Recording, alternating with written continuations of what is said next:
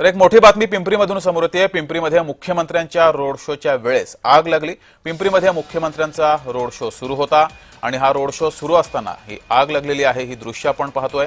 पिंपरीमध्ये काही वेळापूर्वी आपण पाहिलं होतं मुख्यमंत्री देवेंद्र फडणवीस यांचा रोड शो सुरू होता आणि त्याच वेळेस ही आग लागलेली आहे। दरम्यान अग्निशमन दलाकडून आग विझवण्याचे प्रयत्न सुरू आहेत। ही लाईव्ह दृश्य आपण पाहतोय।